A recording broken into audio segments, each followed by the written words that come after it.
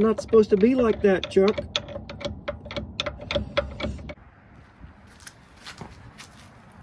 If there's one thing I really enjoy doing, like when I'm doing it the first time, is putting up Christmas lights. But if there's one thing I really, really hate, taking them back down. Ugh. The weather's nice. You're excited for Christmas. It's all happy. And then January happens. And now I know January in Florida isn't as cold as January wherever you are, but I'm a Florida man. And our January is colder than I like. I'm not a fan. So Christmas is over. I'm not excited anymore. I got stuff I want to do. And I'm on my day off. Taking out Christmas lights. All right, so back to the fun stuff. So today, I've got a bunch of new front end parts I want to put on, and I'm waiting for an even better one that should be showing up on the UPS truck any minute now. On the agenda is to replace my rack joint with this UJoint that I picked up. That's supposed to be a really good upgrade. I got this new idler arm. This thing looks freaking beefy, man. Like, this has got to be better than what I had. So one of the first and most common wear items on these trucks in general is the idler arm that's over on the passenger side that connects to the steering link. That is just a #1 thing that wears super often with these things. So you can just imagine with the type of abuse and like literal front end zigzag back and forth action that I put on it leaving off the trans brake, that I'm sure the Joker smoked. Now, the last year or so, we've had some severe tire action up front, and I think that a lot of it has to do with this idler arm possibly being worn out. And if I'm going to replace it, I'm going to replace it with something that's better, if possible, if it exists. And that's what this is supposed to do. So this is the idler arm I was talking about. You can see there's the tie rods. They all go to the center link here. This is what turns the tires. This guy is a very, very common wear item on these trucks. While I have some downtime before this race next weekend, I'm going to see if I can get this guy swapped out, as well as this Pitman arm on this side. And what's even better is that my package that's showing up is supposed to be a new steering box from AGR steering from Steerco. I cannot wait for that to get here. It's supposed to be out on the delivery truck with UPS right now. I'm under here working on my truck, and I noticed something. I don't know how we didn't see this before. Yeesh. Check this out. Oh! That's no bueno. That's not supposed to be like that, Chuck.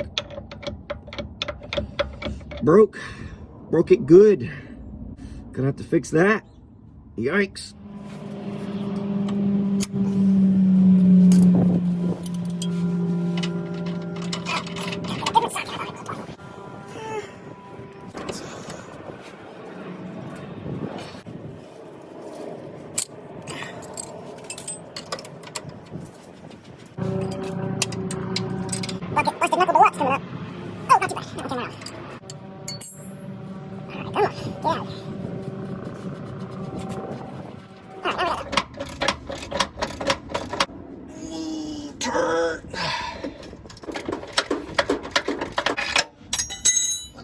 Cheater on my ratchet over here. All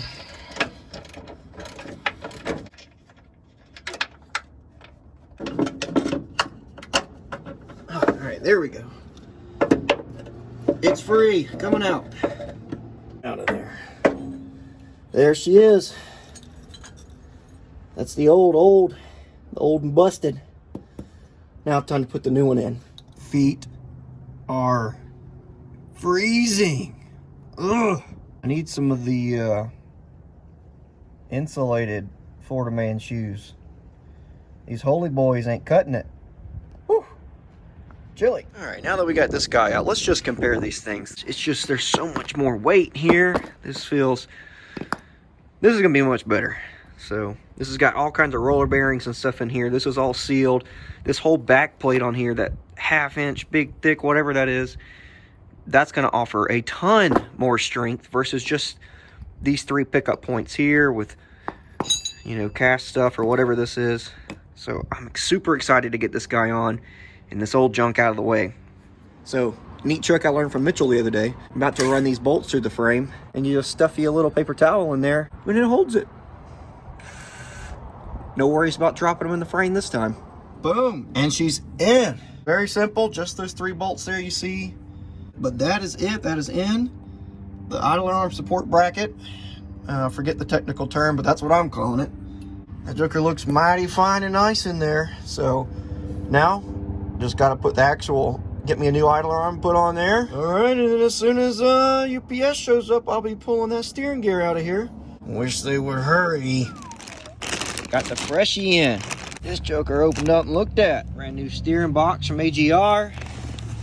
Josh over there got to chatting online about what I needed, and he hooked me up. Got this thing right over to me. So this has a variable ratio on there, so it goes from like kind of less adjustment, and then as you turn tighter, it makes the tires turn tighter, so it has a variable ratio in there.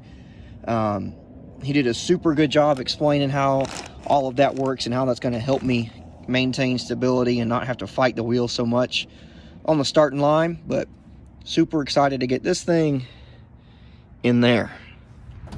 All right, time to see if I can get this old gearbox out.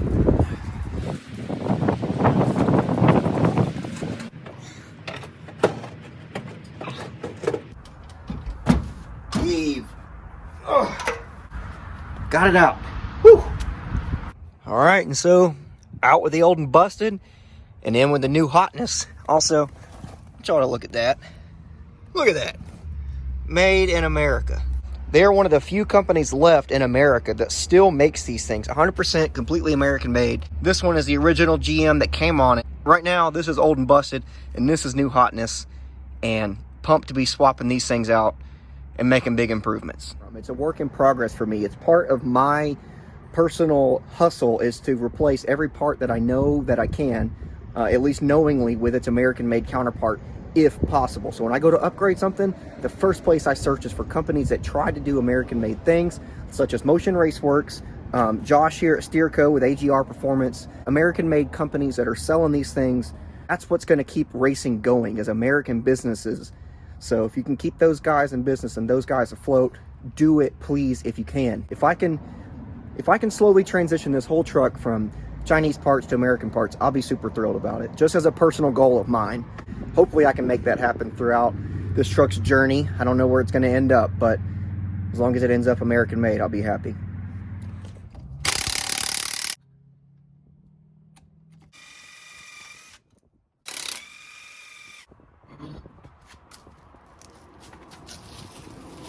All right, we can work on getting the CV axle out.